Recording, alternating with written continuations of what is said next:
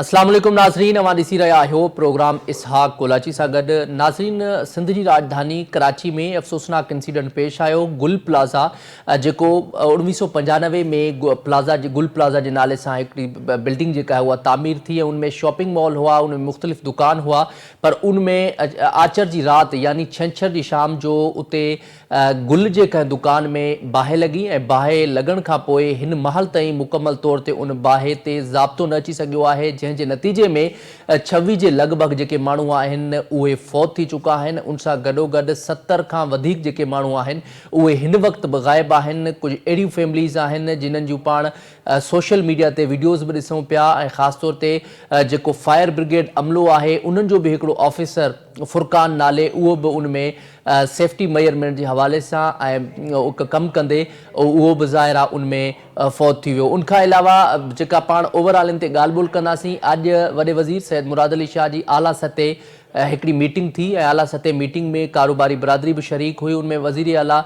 सैयद मुराद अली शाह साहब जेके आहिनि उन्हनि 1 करोड़ जेके रक़म उहा का उन्हनि खे ॾिनी आहे, ऐलान कयो आहे त उन्हनि खे 1 करोड़ ॾिनो वेंदो मुआवज़ो ऐं उन सां गॾोगॾु उन्हनि इहा अहम ॻाल्हि कई आहे त हीउ जेको गुल प्लाज़ा जेको इंसिडेंट थियो आहे उन खे ॿीहर उनजी कंस्ट्रक्शन भी कई वेंदी ऐं उन सां गॾोगॾु उहा जेको कारोबारी बिरादरी जो जेको नुक़सानु थियो आहे उनजो पिणु अज़ालो कयो वेंदो।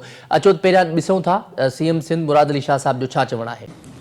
साइंसिस का इदारा है, हम उनको लिखेंगे भी और इस मीडिया के थ्रू उनसे दरख्वास्त भी है कि अगर हमारी मदद कर सकें देखने के लिए कि कैसे फायर स्टार्ट हुआ। ये इंक्वायरी मैंने बड़ी क्लियरली कहा है, ये किसी के पीछे पड़ने वाली नहीं होगी कि जी एक और पेंडोरस बॉक्स खोल दें कि जी इस फलाने दुकान वाले का कसूर था या इस अफसर ने ये नहीं किया और हम फिर इसको लंबा खींचे। इस तरीके की इंक्वायरी नहीं होगी। हम गलतियां अपनी जिसकी भी हैं उनको आइडेंटिफाई करें, उनको दुरुस्त करें।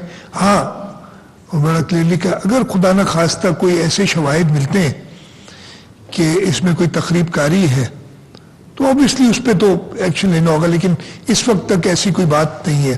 तो अगर ऐसी कोई बात सामने आएगी तो एक्शन लेंगे, अदरवाइज ये इंक्वायरी बेसिकली हम टारगेट करेंगे अपनी गलतियों को दुरुस्त करने के लिए। वो गलती मेरी हो सकती है, किसी इदारे की हो सकती है, उधर के जो शॉपकीपर्स हैं उनकी हो सकती है, चाहे जिसकी भी हो। मैं आगे नहीं इसको फर्दर एलैबोरेट करूंगा, जिसकी भी हो। नाज़रीन, अवां CM सिंध मुराद अली शाह साहब जी ॻाल्हि ॿोल ॿुधी तफ़सीली तौर ते उन्हनि अहम ॻाल्हि कई ऐं ख़ासि तौर ते रिपोर्ट जे हवाले सां उन्हनि इहा ॻाल्हि कई त केर बि उन में मुलविस हूंदो या हिन वाक़े पुठियां कमी कोताही हूंदी त उन्हनि जी कार्रवाई थींदी ऐं उन्हनि इहा बि अहम ॻाल्हि कई त ज़ाहिर आहे उनमें सिंध हुकूमत जी ज़िम्मेवारी बि आहे। उन्हनि पाण पंहिंजी ग़लती जो पिणु एतिराफ़ कयो ऐं उनखां अलावा उनते अपोज़िशन लीडर ख़ासि तौर ते अॼु सिंध असेंबली जो इजलास थियो अपोज़िशन लीडर पारां ऐं उनखां अलावा अपोज़िशन मेंबरनि पारां सिंध सरकार ते सख़्तु तनक़ीद कई पई वञे ऐं जॾहिं काल्ह राति जो मेयर कराची मुर्तज़ा वहाब 23 कलाकनि खां पोइ उते पहुतो त हुतां जो जेको रद्द अमल हुयो, हुतां जी जेका अवाम हुई उन्हनि जो रद्द अमल बि अवां ॾिठो। ज़ाहिर आहे उते मेयर कराची जे ख़िलाफ़ु नारेबाज़ी बि कई वई। सिंध सरकार ते हींअर सभ खां वधीक तनक़ीद बि थिए पई ऐं ख़ासि तौर ते जॾहिं अहिड़े क़िस्म जा वाक़िया अचनि था, कॾहिं गटर ढकण जे करे को किरी थो पए, को मासूम ॿारु फौत थो थी वञे, वरी कॾहिं अहिड़े क़िस्म जा वाक़िया थियनि था त उनखां पोइ पाण हींअर ॻाल्हि ॿोल ॿुधंदासीं त अपोज़िशन लीडर अली खुर्शीदी साहब जो छा चवणु आहे। अचो तव्हांखे ॾेखारियो। कुछ भी अच्छा नहीं है। यहाँ गटर के ढक्कन से स्टार्ट कर लीजिए, यहाँ फायर इंसिडेंट हो जाते कोई पूछने वाला नहीं होता, कोई पूछने वाला नहीं होता। वाटर कॉर्पोरेशन से पूछे कि भाई क्या तुम्हारे पास सेंसस मौजूद है इस शहर में कितने गटर के ढक्कन लगने, उनको खुद ही कुछ नहीं पता है। आप उस महकमे से एक्सपेक्ट कर रहे हैं कि वो गटर के ढक्कन लगा देगा। यहाँ हाल ये वाटर कॉर्पोरेशन का कि MPMA जाता है तो उसका मुंह बंद करने के लिए 200-500 ढक्कन उसके मुंह पे मार दिए जाते हैं कि जाओ भाई अपने इलाकों में लगा लो। हुक्मरान जमात के जो चेयरमैन है वो क्या कर रहे हैं, वो कर रहे क्या है, 20, 25, 30, 50 जिसमें जितना मुंह बंद हो जाता है उनको दे के जो है जान छुड़ाने वाली काम किया जाता है। कौन सा ऐसा महकमा है 17 सालों में, कौन सा ऐसा महकमा है जिसपे पीपल्स पार्टी की जो सूबाई हुकूमत है वो प्राउड फील कर सके कि ये एक ऐसा महकमा बना दिया जिसमें बड़ा जबरदस्त काम होता है, यहाँ पे लोगों को फैसिलिटेट किया जा रहा है। मतलब यू नेम इट, कोई ऐसा मैं तो मनाजरा करने के लिए तैयार हूं। नाज़रीन, अवां अपोजिशन लीडर अली खुर्शीदी साहब जी ॻाल्हि ॿोल ॿुधी, उन्हनि बि सख़्त तनक़ीद कई ऐं तनक़ीद करण खां पोइ रिवायती तौर ते सियासी ॻाल्हि हिते न करणु खपे ऐं न ई मां उहा सियासी ॻाल्हि करणु चाहियां थो, पर मेन इहो सुवालु आहे त ज़ाहिर आहे हिन महिल हिन क्रिटिकल सिचुएशन में ख़ासि तौर ते जेके वारिस आहिनि उन्हनि सां जिन्हनि जेके लवाहिकीन आहिनि उन्हनि सां जेको अफ़सोसनाक वाक़िया थिया, जिन्हनि जा पंहिंजा रत जा रिश्तेदार जेके उते शॉपिंग मॉल में अंदरि हुआ उहे हिन वक़्तु बि 70 खां वधीक ग़ाइब आहिनि ऐं कुझु 26 खां वधीक जेके आहिनि उहे फौत बि थी चुका आहिनि, जेका इहा रिपोर्ट्स पंहिंजे साम्हूं आहे। ऐं उनखां पोइ हाणे उतां जे अवाम जो छा तासुरु आहे, उन्हनि जो छा चवणु आहे, जेके उते अखियुनि ॾिठे बाहि जेका उते हुई उन खे मिसमाए न सघिया, पंहिंजे प्यारनि खे बचाए न सघिया, उन्हनि जो उते छा तासुरात आहे, अचो त उन्हनि खे ॾेखारियो। जी बिल्कुल, मेरा भाई अंदर रह गया था, एक्सपायर भी हो गए, इनका कोई प्रोटोकॉल नहीं मिली कि मतलब किसी तरीके से कोई रिलीफ नहीं मिला हमें, जबकि हम लोग खुद यहाँ ऑनर हैं, अपने कितना प्रॉपर्टी लेके बैठे हैं, अपना माल लेके जालियत लेके, सब कुछ इसमें तबाह हो गया, सब क्रैश हो गया अल्हम्दुलिल्लाह। मतलब कोई नहीं है कि क्या होगा आपके साथ, क्या नहीं होगा, बेरोज़गार कर दिया। पीछे हमारे 10 जो यूनिट्स होते हैं पीछे बेचारे रख रहा था, जो छोटे लोग हेल्पर टाइप वाले वो भी बेचारे सारे बेरोज़गार हो गए। साथ जाहिर सी बात, एक सिस्टम है, एक आपके साथ ऐसा हुआ है तो फिर पीछे वालों के साथ भी सारा मामला है, हमें तो सारा तबाह हो गया, ख़त्म हो गया। जैसे भाई अंदर थे, कब तक राब्ता उनका रहा? आखिरी तकरीबन मुश्किल से मेरा कुछ 7 से 8 मिनट मुश्किल से मेरा राब्ता रहा। इतनी तेज़ इसकी इसमें स्मोक लगातार, मतलब कोई इजाफा ही नहीं कि मतलब कि कुछ आगे बढ़े, कोई करने को तैयार हो, कोई जाने को तैयार नहीं है। अभी भी यही हाल है, साथ वक्त आए हम कुछ करने के लिए, लेकिन जाने के लिए एंट्री नहीं है। नाज़रीन, अवां उतां जे जेके लवाहिकीन हुआ उन्हनि जा तासुरात ॿुधा, केॾे उहे ॾुख ऐं अफ़सोसनाक लम्हे में हुआ। ज़ाहिर आहे एॾो वॾो हादसो आहे ऐं इहो हादसो न सिर्फ़ु हिकिड़ो हादसो आहे पर इहा हिस्ट्री क्रिएट करे थो। ख़ासि तौर ते 2012 में जॾहिं बल्दिया सानियो थियो, वरी उनखां पोइ ही हिकिड़ी नई हिस्ट्री क्रिएट थी। गुल प्लाज़ा में अहिड़ो हिकिड़ो अफ़सोसनाक इंसिडेंट थियो, उते अवां ॻाल्हि ॿोल ॿुधी। हींअर सॼे मामले ते पाण ॻाल्हि ॿोल कंदासीं त आख़िर कराची में जेके अहिड़े क़िस्म जा वाक़िया थियनि पिया, उन्हनि वाक़ियनि में जेका कमी आहे छो नथी थिए, ऐं जेकॾहिं अहिड़े क़िस्म जा वाक़िया थियनि था त बर वक़्तु इंतिज़ामी जेको अमलो आहे उहो किथे थो पहुचे, या उते अहिड़े क़िस्म जूं जेके बिल्डिंग्स ठहनि थियूं त उनमें सेफ्टी मयर्स छो न आहिनि, ऐं उनखां अलावा जेकॾहिं बिल्डिंग्स में अहिड़े क़िस्म जी बाहि लॻे थी त उनखां पोइ रेस्क्यू तोड़े जेके सरकारी ॿिया इदारा आहिनि उहे बर वक़्तु उते कार्रवाई लाइ छो नथा पहुचनि, उन ते पाण ॻाल्हि ॿोल कंदासीं। सभ खां पहिरियां पाण मालूम कंदासीं गुल प्लाज़ा में ज़ाहिर आहे सॼी सूरत हाल जो, त गुल प्लाज़ा जा प्रेसिडेंट तनवीर कासिम पासा साहब पाण खे ज्वाइन कयो आहे, जेके प्रेसिडेंट आहिनि गुल प्लाज़ा जा, उन्हनि सां पाण ॻाल्हि ॿोल कंदासीं। तनवीर कासिम साहब, thank you so much for joining my show.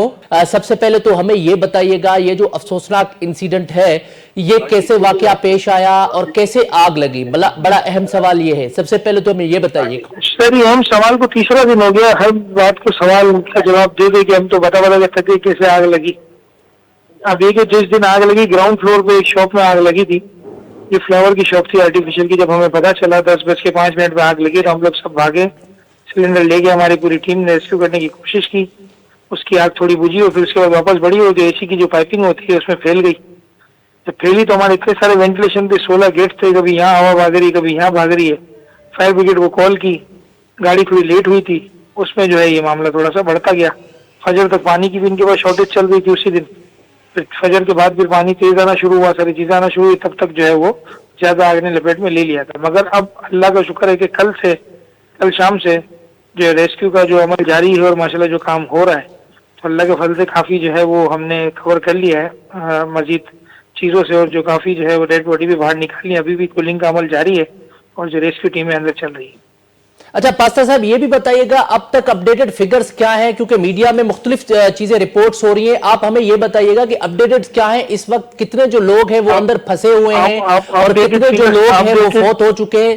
Updated figures ये थे कि 65 लोग जो अंदर फंसे हुए थे, जिसमें से 20 रेस्क्यू हो चुके हैं, 45 तक अभी भी अंदर है। अच्छा, उस हवाले से हमें ये भी बताइएगा, अब जो वाकया पेश आया तो उसके बाद बर वक्त क्या कार्रवाई की गई, क्या इकदाम किए गए, क्या ऑपरेशन किए गए, क्योंकि ये भी सुनने में आ रहा है कि जो फायर ब्रिगेड था वो बहुत लेट पहुंचा।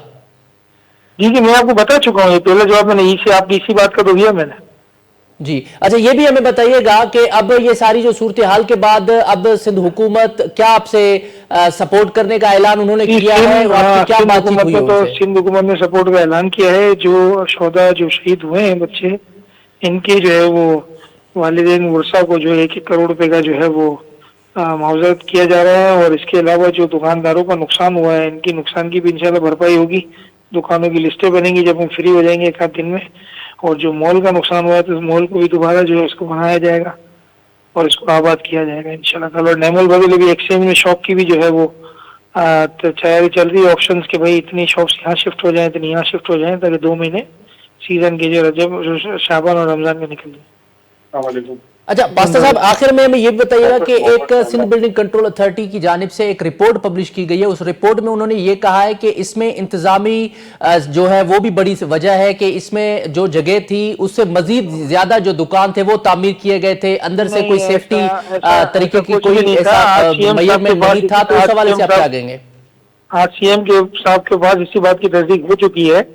2004 के अंदर कुछ 1000 और जो है वो 70-71 शॉप्स थी 2004 के अंदर। आज भी उसके करीब, लगभग उसके करीब ही है, क्योंकि बाजू का शॉप्स का नंबर ऑफ गेम जैसे बढ़ता है, जैसे कि सपोज 31 नंबर शॉप है, वो 300 स्क्वायर फीट की है, तो उसके पार्ट ऑफ 2 अगर कर दिया जाता है तो 31 और 31A 2 में काउंट हो जाती है। तो इस तरीके से 8-10 शॉप्स का फर्क आया। बट लोग कहने वाले ऐसी बात कर रहे थे कि 500 शॉप्स की जगह 1150 शॉप बना दी है, 1200, ऐसा कुछ नहीं है।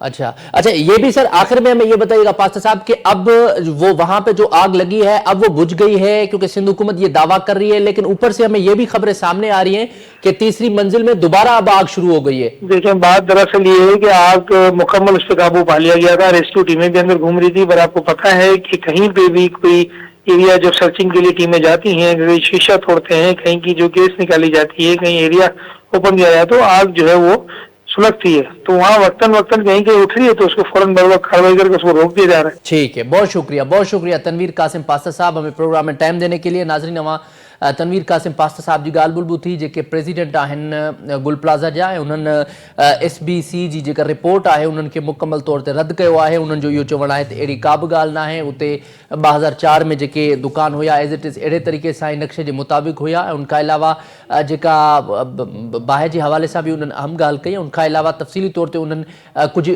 मेन पॉइंट्स ॿुधाया ऐं जेके एज़ इट इज़ फिगर्स जेके उन्हनि जी नॉलेज में आहिनि उहे फिगर्स पाण खे उन्हनि साम्हूं ॿुधाया। पाण हिते ब्रेक वठंदासीं ऐं ब्रेक खां पोइ कोशिशि कंदासीं पाण डिप्टी मेयर सलमान अब्दुल्ला मुराद साहब सां ॻाल्हि ॿोल कयूं। हिते वठंदो शॉर्ट ब्रेक, स्टे विद अस।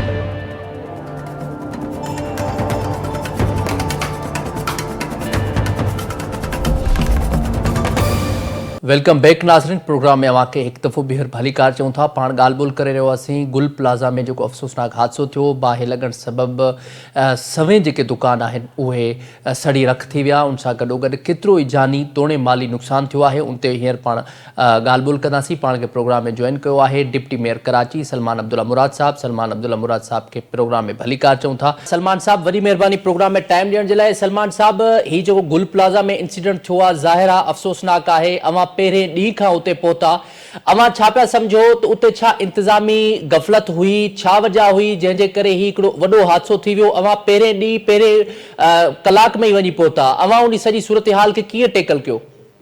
जी, अफ़सोसनाक वाक़ियो पेश आयो जीअं गुल प्लाज़ा ते जेको बाहि लॻी आहे, उन ते जीअं असांखे इतला मिली, असांजा जेके रेस्क्यू टीमूं 112 फायर ब्रिगेड जी गाड़ियूं स्नाइकल उते मौके ते पुॼी वियासीं। पर उते माण्हुनि जी रशी जे करे 2 मिनट लेट थिया, पर उनखां बाद फौरन कॉर्डन ऑफ करे उन्हनि ऑपरेशन शुरू कई आहे। पर वॾो सानियो हो ऐं पंहिंजे अखियुनि जे साम्हूं ऐं क़यामत जो मंज़र ॾिठो आहे, जंहिंजो प्यारा मार्केट जे अंदरि उहो तरसनि था त कॾहिं असां उन्हनि जी ॾिसूं। पर असां अॼु CM सिंह साहब ऐं चेयरमैन बिलावल भुट्टो ज़रदारी साहब उन राति नोटिस वठी करे चीफ मिनिस्टर खे हिदायतूं ॾेई छॾी त रेस्क्यू टीम जी कार्रवाई तेज़ कयो ऐं जेके बि आहिनि इनकी शाफ़ ऐं इंक्वायरी हुजे, जेकी जंहिंजी ग़लती आहे कोताही आहे उन ते इम्प्लीमेंट थींदो ऐं इंशाअल्लाह असां कराए ॾेखारींदासीं। हाणे पंहिंजो बिल्डिंग हुई मार्केट, तव्हांखे ख़बर आहे हिते 1200 दुकानूं आहिनि ऐं हिन में कालीन, परफ्यूम केमिकल ऐं क्रॉकरी ऐं ॿिया जो दुकानूं हुयूं ऐं इनमें हिकिड़ो ॿी ॻाल्हि मां तव्हांखे ॿुधायां त कल्ह जेके इन हादसे में जेके दुकानदार शहीद हुआ मां उन्हनि जी दुआ ते वियुसि त उन्हनि मूंखे ॿुधायो त ही मार्केट जा मेन एंट्रेंस 9 लॻे बंदि थी वेंदो, बंदि कंदा आहिनि ही मार्केट वारा। ऐं ॿियो हिकिड़ो रैंप का रस्तो आहे नंढो, रैंप गाड़ी रैंप चढ़ंदा मथे उन खां ई निकिरनि था। पर हिकिड़ो फैमिली हो जो 4 भाउ हुआ, 4 भाउनि जी दुकान आहिनि हुते। 2 भाउ कुदरत अलाह उन्हनि जी हयाती हुई, उहो निकिरी वियो, हिकिड़ो भाउ हुते बाहि में सड़ी वियो। उन ॿुधायो त हेठि बाहि लॻी बेसमेंट ते, बेसमेंट जी आवाज़ मथे आई, असांखे केरु इतला ई न ॾिनो त बाहि लॻी आहे। वो बाहि लाइट बंदि थी वियो, मथे बाहि अची वियो, बिल्डिंग में धुआं फैलिजी विया। पोइ हिननि भॻणु शुरू कयो त इहो हादसो पेश आयो। त इनखे ॾिसण जी ज़रूरत आहे। अॼु सीएम साहिबु इंस्ट्रक्शन ॾिनी आहे त ताजरनि खे बि घुराए उन्हनि खे एतमाद में वठी करे ऐं हिननि जा मुआवज़ा बि ॾींदासीं ऐं लवाइकीन जेके मार्केटियूं दुबारा ताने बि कंदो सिंध गवर्नमेंट। पर हिननि खे चई त हाणे तव्हां हमेशह सिंध गवर्नमेंट को इम्प्लीमेंट कंदो, को एक्शन वठंदो, केरु न केरु रुकावट थींदो ऐं हिननि एग्री कयो आहे त हाणे असां तव्हांखे जेके बि तव्हांजी कार्रवाई करणो आहे तव्हांखे इजाज़त आहे। पर हाणे मां तव्हांजे चैनल जे ॿिया बि चवां थो ॿियनि सियासी स्टेक होल्डरनि खे त असांखे इन मैटर ते हिकिड़े प्लेटफॉर्म ते थियणु खपे बजाए सियासत खे। सियासत पंहिंजी जाइ ते ई हिकिड़ो अलमी आहे त असां इन हादसात खे उहो था कयूं, पर असां चऊं था त असां सभु सियासी नुमाइंदा हुकूमत सभु हिकिड़े पेज ते हुजूं ताकी अहिड़ा वाक़िया अॻिते न थियनि। हाणे हिते अगरि असां इम्प्लीमेंट कयूं, एक्शन वठूं त उन्हनि खे बि घुरिजे था उहो हुकूमत जा साथ ॾियनि ताकी आइंदा जे लाइ दोबारा को अहिड़ो सानिया न थिए। अच्छा सलमान साहब, इनमें अवां इहो ॿुधायो त हिन में गफ़लत कंहिंजी आहे? ज़ाहिर आहे हुकूमत जी हो ज़िम्मेवारी आहे, अवां पहिरें ॾींहुं उते पहुता ऐं उनखां पोइ मेयर साहब वरी देर जो पहुतो, सीएम साहब पाण पहुतो, वज़ीर पहुता, पर मुंहिंजो सुवाल इहो आहे त गफ़लत कंहिंजी आहे? ज़ाहिर आहे जेकॾहिं इहा बाहि अगरि लॻी त बर वक़्तु उते अहिड़े तरीक़े सां उते जेकी रेस्क्यू या ॿिया इदारा बर वक़्तु छो न पहुता जंहिंजे करे बाहि जेका आहे 3 ॾींहंनि ताईं हलंदी रही? जी मां तव्हांखे पहिरीं चयो त जीअं असांखे इतला मिली तव्हां पाण चओ था मां पहुतोसि, मुंहिंजे असांजो जेके रेस्क्यू टीमूं आहिनि उहे पहुता आहिनि, ऐं न त न पहुता आहिनि। मां पहिरीं तव्हांखे चयो न इन अहिड़े आसान ते असांखे हिकु पेश ते थियणु खपे, चाहे अपोज़िशन हुजे स्टेक होल्डर हुजनि। इन ते सियासत करण जा ॿिया मौक़ा इलाही आहिनि, पर हिते हिकु थियण जी ज़रूरत आहे, हिकु क़ौम थी करे बीहण जी ज़रूरत आहे। अच्छा सलमान साहब, हिन में जेको आहे ख़ासि तौर ते जॾहिं अहिड़े क़िस्म जा कराची में इंसिडेंट थियनि था, ज़ाहिर आहे अफ़सोसनाक मां आहिनि, अवां पहुचो बि था, पर मुंहिंजो इहो सुवाल आहे त हिते सियासी पार्टियूं ख़ासि तौर ते अपोज़िशन पार्टियूं हुजनि, सियासत उन्हनि खे छो यादि अची वेंदी आहे बजाए लवाकीन सां गॾु बीहण जे?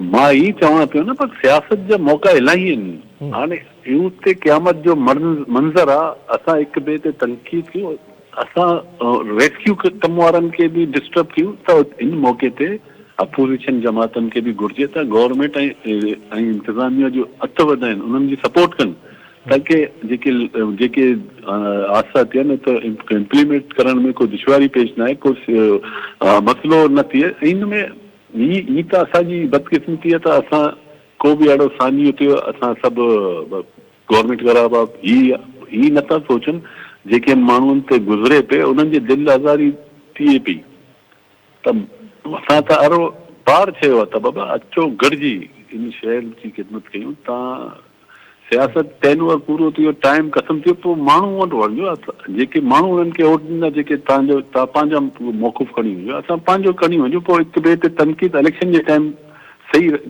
कयो, पर उनखां बाद जब अवाम असांखे वोट ॾींदी, सभु स्टेक होल्डर कंहिं न कंहिं हुकूमत जो हिसो आहिनि न, कराची जा न आहिनि, सभु आहिनि, पीपल्स पार्टी बि आहे, MQM बि वफ़ाक़ जो हिसो आहे, जमात वटि बि टाउन जा चेयरमैन आहिनि, त सभु आहिनि न, सभिनी जी ज़िम्मेदारी आहे। मां इहो न चवां त कंहिं असांजी आहे, असां मेन स्टेक होल्डर आहियूं, पर ॿियनि जी बि घुरिजे त इन मामले ते पंहिंजी ज़िम्मेदारी निभाइनि। अच्छा सलमान साहब, इहो बि ॿुधाइजो, हींअर ज़ाहिर आहे ऑपरेशन उते मुकमल थी वियो आहे, मुकमल तौर ते उहो ऑपरेशन ख़तमु थी वियो आहे, या हिन महिल ताईं बि कुझु माण्हू अञा ताईं अंदरि आहिनि, या अञा ताईं बाहि जेका आहे उहा हलंदड़ आहे? छाकाणि हींअर असां कुझु इहे बि अपडेट्स ॿुधूं पिया त हींअर टीं जेका मंज़िल आहे उनजी गुल प्लाज़ा जी, उनमें वरी ॿीहर बाहि भड़की पई आहे। ना बाहि वारी कंट्रोल करे छॾिया आहिनि, कूलिंग जो सिस्टम बि प्रोसेस कंप्लीट थी वियो आहे। हाणे मलबा कढनि पिया ऐं उनमें डेड बॉडी कढण जो मरलो शुरू थी वियो आहे ऐं उते इंतज़ामिया कमु करे रही आहिनि। असां पाण मॉनिटरिंग कयूं पिया ऐं उते तव्हां अॼु बि वञी ॾिसो था, उते ॿिया ईअं आम माण्हू बीह करे उते ऑपरेशन में भी खलल पैदा करन था। केर माण्हू अचे तो ऑफिसर को टेक्निकली टीम उते नाराबाजी शुरू कनि था। त ई सभु शइ असांखे ॾिसणा पवंदा। अच्छा, आख़िर में इहो ॿुधाइजो, आख़िरी सवाल अवां खां, जिते बि कराची में अहिड़े क़िस्म जा हादसा थियनि था, ज़ाहिर आहे अवां बर वक़्तु पहुचो था, पर मेयर जेके साहब आहिनि उन्हनि ते मुसलसल सोशल मीडिया ते तोड़े ओवरऑल अपोजिशन पार्टियूं तनक़ीद कनि पियूं त उहे किथे बि नथा पहुचनि, ख़ासि तौर ते हिन इंसिडेंट में 23 कलाकनि खां पोइ पहुता। अवां छा सम्झो पिया त मेयर साहब जेके आहिनि उन्हनि जूं इहे कोताहियूं आहिनि त लेट पहुचण, या उनखां पोइ पहुची करे सहाफ़ियुनि जे सवाल ते वरी तंज़िया तौर ते तनक़ीद करणु? मेयर साहब जी इन हादसे खां पहिरीं किथे एंगेजमेंट हुई को कॉन्फ्रेंस हो इस्लामाबाद में, उते वो कॉन्फ्रेंस इन अपोजी उनके फ्लैट मिली हो अची वियो कराची।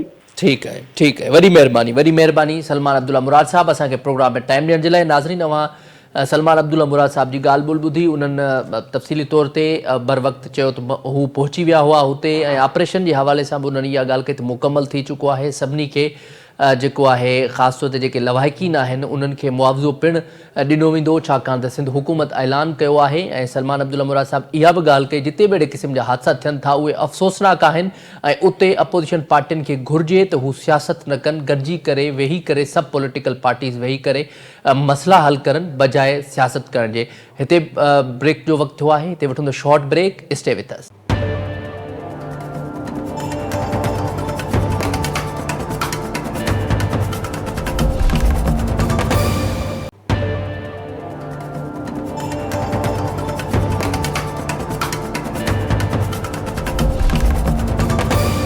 वेलकम बैक नाज़रीन, प्रोग्राम में अवां खे हिकु दफ़ो ॿीहर भलीकार चऊं था। पाण ॻाल्हि ॿोल कईसीं पहिरियां डिप्टी मेयर साहब सां, उनखां पहिरियां पाण गुल प्लाज़ा जे जेके प्रेसिडेंट हुया उन्हनि सां पाण ॻाल्हि ॿोल कईसीं। हींअर पाण ॻाल्हि ॿोल कंदासीं जमात इस्लामी जे MPA मोहम्मद फारूक साहब सां, उन्हनि खां पाण इन हवाले सां तफसीली ॻाल्हाईंदासीं। मोहम्मद फारूक साहब, बहुत शुक्रिया सर आपका कि आपने हमें टाइम दिया।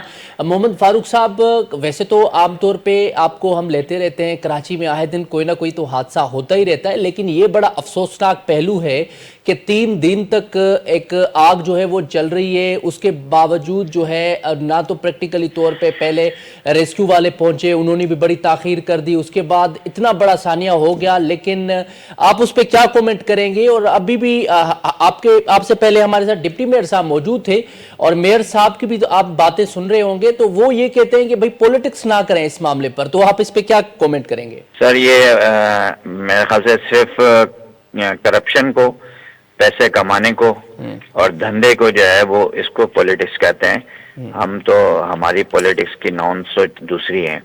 हम तो ज़ाहिर है अवामी मुफाद, अवाम का भला किसमें है और हुकूमत की नाअहली का है, उसको आईने दिखाने को, इसको हम सियासत कहते हैं। और ये सियासत हम करते हैं और बड़ी फ़ख्र के साथ करते हैं, लोगों की खिदमत की सियासत। ये असल में इनकी सियासत ये है कि सिर्फ पैसा कमाओ, सिर्फ लूटो खसूटो, इदारों को तबाह करो, और इसकी ही जो है वो शख्साना है जो इस वक्त कराची के अंदर हो रहा है। एक सिर्फ छोटा सा शॉपिंग सेंटर जो 8000 स्क्वायर गज पर मौजूद है, स्क्वायर फुट पर 2 एकड़ उसकी ज़मीन है और उस पर 2.25 एकड़ का एक प्लाजा है, उसमें एक आग लगी। उस आग को साने में तब्दील भी हमारे इस इदारे ने किया है।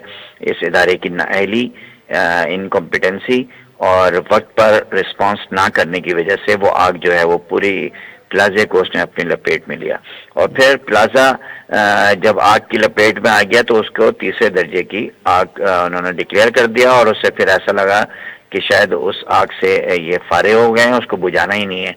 اور اس کا نتیجہ یہ نکلا ہے کہ 48 گھنٹے گزر جانے کے باوجود وہاں دوبارہ آگ بھڑک اٹھی ہے، اور ان کی کارکردگی پہ کوئی سوال اٹھائے تو یہ کہتے ہیں کہ سیاست کر رہے ہیں۔ میں بھائی ان کو کم سے کم ان کو اتنی تو شرم آنی چاہیے کہ ایک بلڈنگ کی آپ جو ہے وہ پورے کراچی شہر کے میئر ہونے کا دعویٰ کر رہے ہیں، جو کہ آپ قابض میئر ہیں، آپ کو یہاں سے مینڈیٹ بھی نہیں ملا، 18 سال سے آپ کے پاس صوبائی حکومت ہے، بغیر جو ہے وہ کسی وقفے کے، بغیر کسی گیپ کے آپ ایک اس طرح کا ادارہ بھی کہ بلڈنگ کی جو ہے وہ آگ بجھا سکیں، پھر وہاں ریسکیو کے عمل، ریہیبلیٹیشن کا عمل جو ہے وہ شروع ہو سکے، تو یہ تو ان کی کارکردگی ہے۔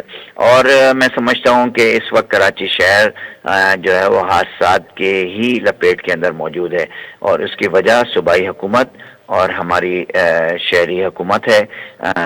فارم 47 کی پیداوار کیونکہ انہوں نے ان کی نااہلی ہے، انہوں نے سارے ادارے تباہ کیے ہیں۔ ایک چیز ترقی کر رہی ہے صوبے کے اندر، اور وہ ہے کرپشن، اور کرپشن اور صرف کرپشن۔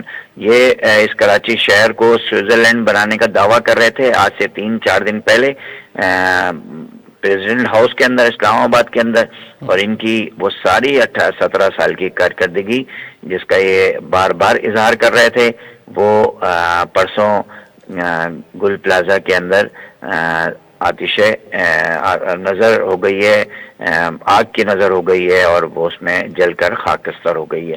اور ظاہر ایسا نہیں ہے، اس میں سوال یہ بنتا ہے کہ کوئی اپنی ذمہ داری لینے کو راضی نہیں ہے۔ اگر ان کو اس کا ذمہ دار ٹھہرایا جاتا ہے تو یہ کہتے ہیں سیاست کر رہے ہیں۔ کوئی ایک وزیر بھی ایسا نہیں ہے کہ جو آؤ بکا کو سن کے، آؤ زاری کو سن کے جس کا کلیجہ پھٹ رہا ہو۔ یہاں تو پورا شہر غمزدہ ہے، اگر غمزدہ نہیں ہے تو یہی ہیں، یہ آتے ہیں ٹی وی پہ بات کرتے ہیں اور ایک دوسرے پہ الزامات لگا کے واپس چلے جاتے ہیں۔ اپنی ذمہ داری سمجھیں، اپنی ذمہ داری اٹھائیں، اور میرا خیال ہے کہ کچھ وزراء کے استعفے آنے چاہیے۔ آپ کیوں خود نہیں دیتے استعفیٰ تو آپ کو دینا چاہیے۔ میں سمجھتا ہوں کہ جماعت اسلامی نے یہ مطالبہ کیا ہے کہ وزیر اعلیٰ صاحب کو استعفیٰ دینا چاہیے، اور وہ اس قابل نہیں ہے کہ شہر کے جو ہے وہ اس صوبے کی وزارت اعلیٰ پہ رہیں، اور صوبائی حکومت اب اس وقت ہمارے کراچی شہر کی جان چھوڑے۔ اور کیونکہ آپ اس کراچی شہر کو گٹر کے ڈھکن نہ ہونے کی وجہ سے اس میں بچے گر رہے ہیں، حادثات کی وجہ سے موٹر سائیکل سوار کچھ لے جا رہے ہیں، کچھ نہیں ہوتا تو موبائل چھیننے پر جو ہے وہ ایک اسنیچر آتا ہے، وہ گولی مار کے چلے جاتا ہے۔ اب ان کے کاروبار بھی داؤ پہ لگے ہوئے ہیں، ان کی جانیں بھی داؤ پہ لگی ہوئی ہیں۔ کب تک کراچی والے جو ہے ان کی اس حکومت کو، جس کو یہ انجوائے کر رہے ہیں، برداشت کرتے رہیں گے؟ ٹیکس بھی دیں، جانیں بھی گوائیں، کاروبار بھی تباہ کروائیں، یہ سب اب نہیں چلے گا۔ میرا خیال ہے کہ جماعت اسلامی اس پر ایک بڑی تحریک شروع کرنے کا جو ہے وہ اس کا اعلان کر چکی ہے۔ امیر جماعت اسلامی پاکستان نے اعلان کیا ہے، اور انشاءاللہ تعالی یہ شہر ان ظالم حکمرانوں کے خلاف، قابض حکمرانوں کے خلاف، فارم 47 کے حکمرانوں کے خلاف روڈوں پہ نکلے گا، احتجاج کرے گا، اپنے غم و غصے کا اظہار کرے گا، اور ان کو جانے پر مجبور کرے گا۔ اچھا، یہ بھی بتائیے گا محمد فاروق صاحب کہ پیپلز پارٹی یا سندھ حکومت ابھی تو خیر اس معاملے کے بعد نوٹس بھی لیے گئے ہیں، پریکٹیکلی طور پہ سی ایم صاحب خود بھی وہاں پہنچے، لیکن اس میں آپ ظاہر اپوزیشن پارٹیز ہوں یا ایون سوشل میڈیا پہ ہم بہت زیادہ تنقید دیکھ رہے ہیں سندھ حکومت پہ ہو رہی ہے۔ آپ کیا سمجھتے ہیں وجہ کیا ہے؟ پریکٹیکلی طور پہ کراچی پہ ان کا فوکس کیوں نہیں ہے؟ اور یہ جو معاملات ہیں خاص طور پہ کراچی اس وقت کولیپسڈ ہو چکا ہے، میں کیا الفاظ استعمال کر رہا ہوں، کولیپسڈ، کیونکہ کراچی ان مینیجبل ہو گیا ہے، کسی طریقے سے مینیج نہیں ہو رہا۔ تو آپ کیا سمجھتے ہیں کہ اگر پیپلز پارٹی، اگر ان کی حکومت جاتی ہے یا ان کا میئر کی بجائے آپ کا میئر آتا ہے، تو کون سے ایسے میئرز ہیں جن پہ کام کرنے کی بہت زیادہ ضرورت ہے اور کراچی جیسے بہتر ہو سکتا ہے؟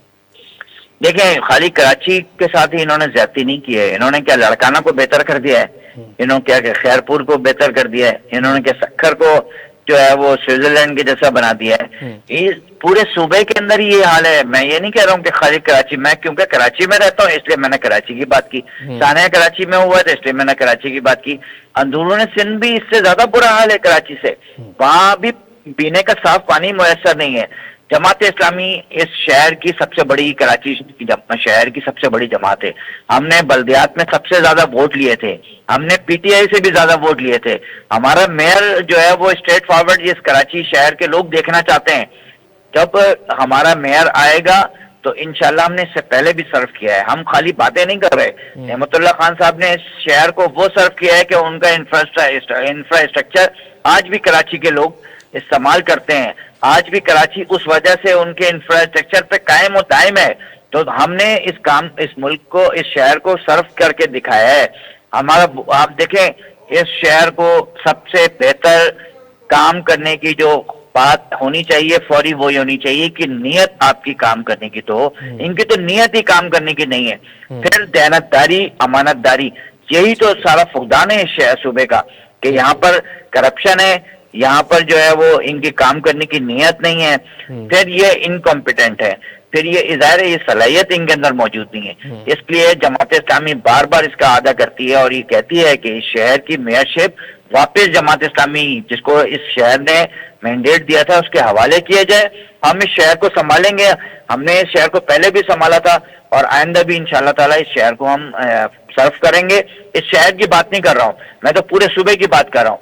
पूरा सूबा इस वक्त जो है वो इनसे नफरत का इजहार कर रहा है और इस इजहार को आपने, मेयर कराची जब वहां पर जय वखुआ पे पहुंचे, जब सीएम साहब जय वखुआ पे पहुंचे, तो वहां जमात इस्लामी के कारकुनान या अपोजिशन के कारकुनान मौजूद नहीं थे, वहां आम आवाम मौजूद थी और ताजिर बरादरी मौजूद थी। उन्होंने जो रिएक्शन दिया है वो नविश्ता दीवार है, ये इनको देखना चाहिए।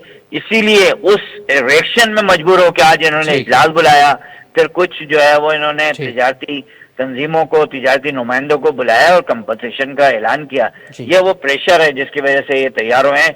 मैं समझता हूँ कि लोग इस कंपनसेशन पे इनसे राजी नहीं होंगे।